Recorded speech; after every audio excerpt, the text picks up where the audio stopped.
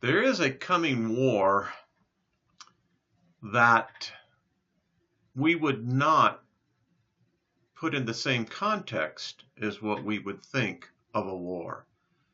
But don't be mistaken for a second. It's not one war, it's multiple war, and they will be fought with bullets, they will be fought with blood. You can count on it. We're talking about the fact of looking at not only water wars, but food wars. It's all because of the simple thing. We have overpopulated the planet. There is no stopping. All evidence points to a population out of control. We are seeing the largest single, I wouldn't say it's an imbalance, but I would say this, it is a shift from what has been traditionally for nearly 2,000 years. That is the growth of Europe, subsequently North America.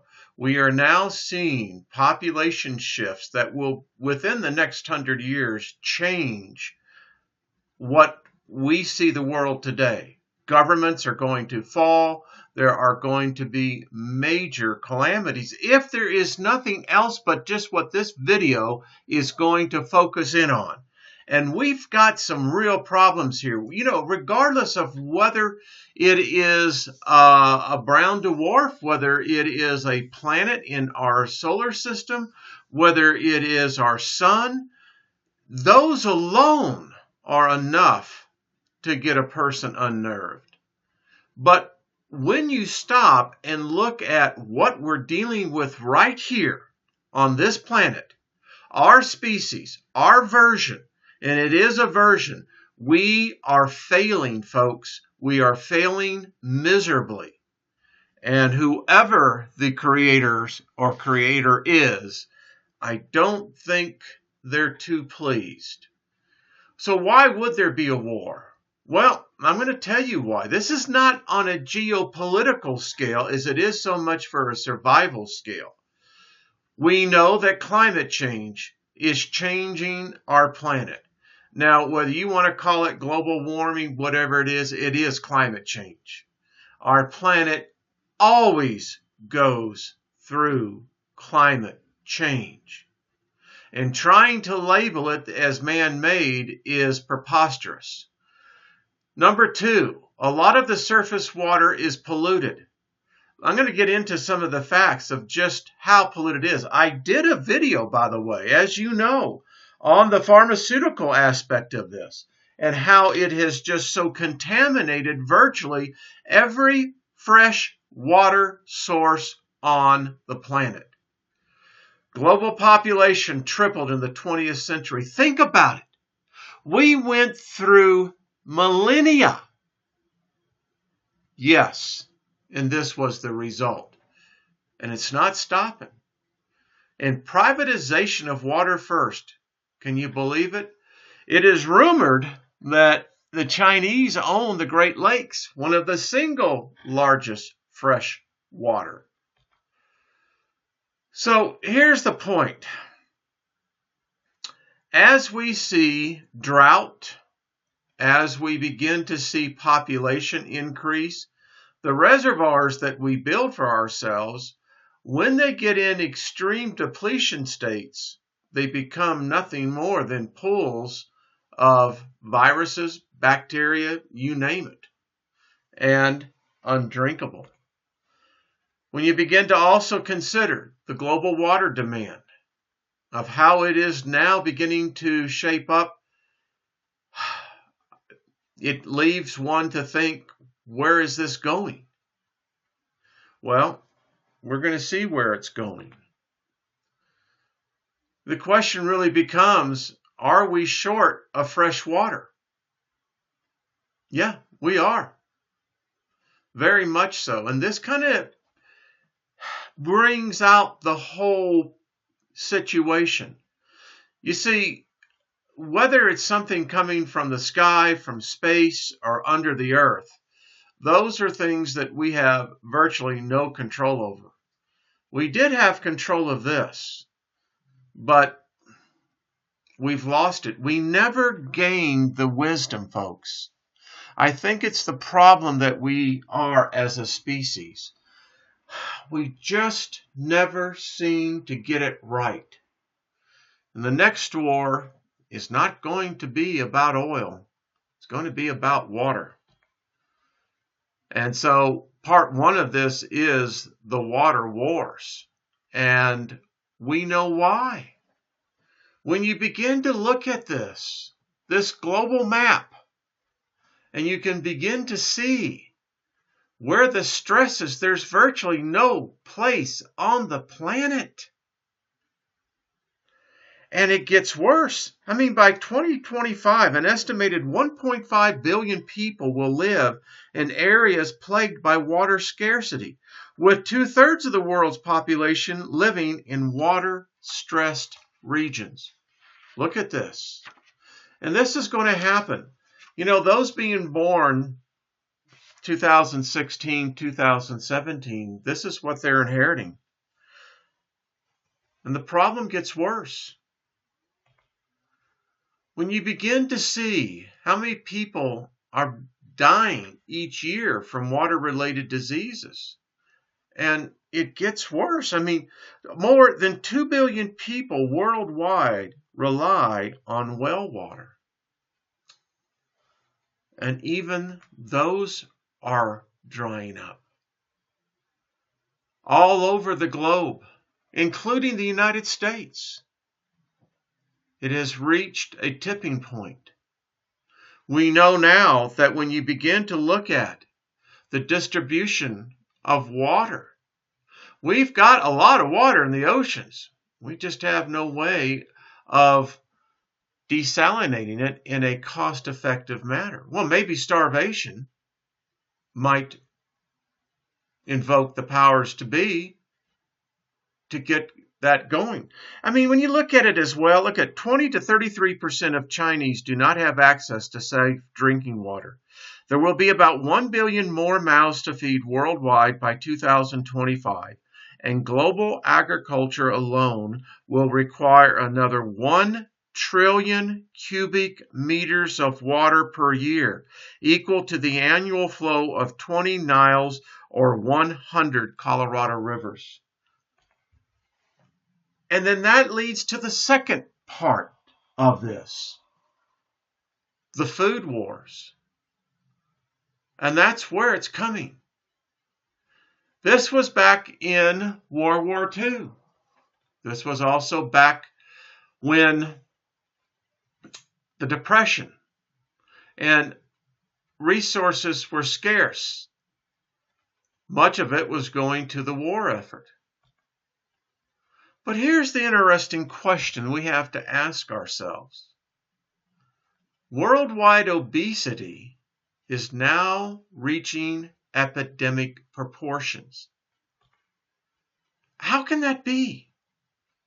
How can we be on a planet where it's so uneven that you've got people going hungry every day? Even here in the United States, where we give many people food stamps. Under this administration that's leaving, those numbers have increased by the tens of millions. But here's the thing. When they did an analysis of what was actually being bought by those who had the food stamps, guess what over 50% accounted for? Yeah, soda. Junk food. When you think about how we used to do things before, children played, the food was healthy. Today, it's artificial, processed. And obesity, diabetes, hypertension disease. And yet, those are all systemic of the result of overeating. And when we begin to realize that the fact that, and I'm just reading the statistics here, nearly 1/3 of the world, folks, are going hungry. What is going on? You know, people are going to die over this. Because when one country who has the resources, the arsenals, to begin to inflict and to take from others, it's going to happen. It's happened in the past. It's going to happen again. And we need to understand why this happens. And it's this perverted, perpetual motion thing. Because once it seems to start, it's virtually almost impossible to stop until it reaches its natural conclusion. And this is the effect of wars. When you have a war in any region of the world, it stops agriculture. And when you stop agriculture, guess what? You're not growing food anymore. And it begins to compound itself. And then on top of that, when you look at the global population, part 3, it's in a death spiral, folks. Look at this. And it's not stopping. It's only increasing. You getting the picture? Again, it's not so much from what's coming outside or from underneath that's going to kill us. It's us. When you take the fact of what hunger does to a nation, how it begins to impoverish a nation, and poverty, once it begins to set in, it's a cycle within itself. And yet, when idle hands are abound, population increases are exponential. And it just begins to compound the problem.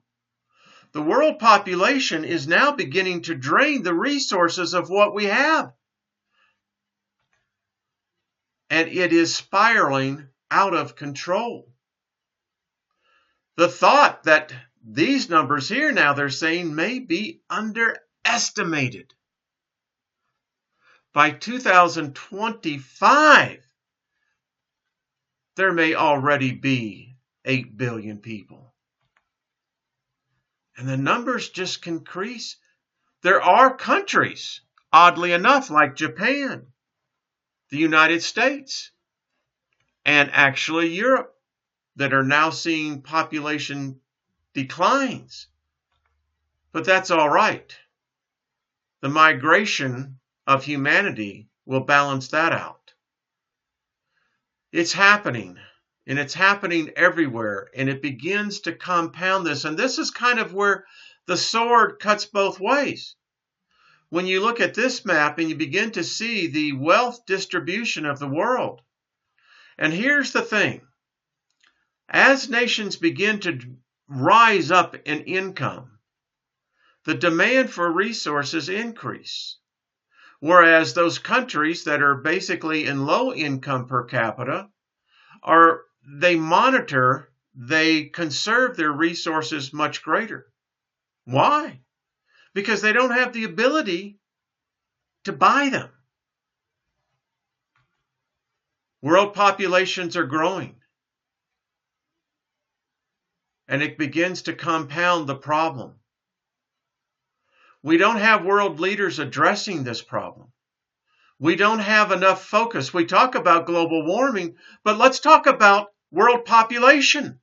Let's talk about the fact that the world is running out of fresh water. And guess what, elites? We don't have enough food.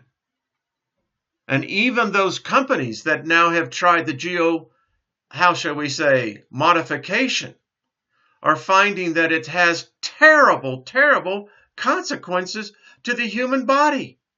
The human body was never meant to be taking manipulation over an organism. It increases the population again to the point that we're feeding everybody. But they're not getting fed. Yeah, the water wars, they're coming. The food wars are coming.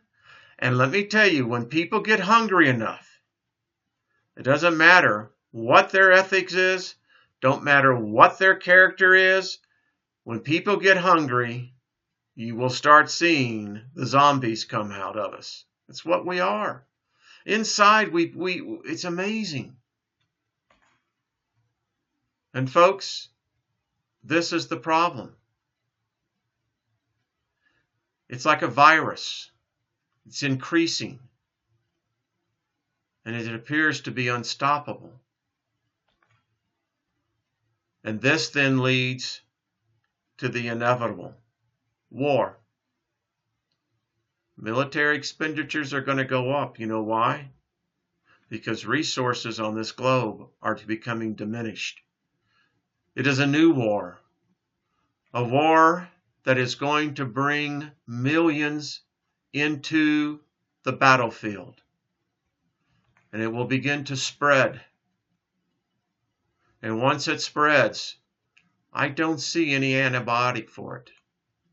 It's a new kind of war.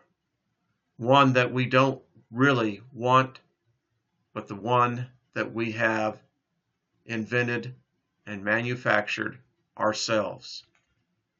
It's going to be a new kind of war. It'll be at our doorsteps. Count it. It may not be in the next 10 years, may not in the next 20, but the point is this. We have crossed the precipice. We have gone beyond now that which I do not believe there's any reversal.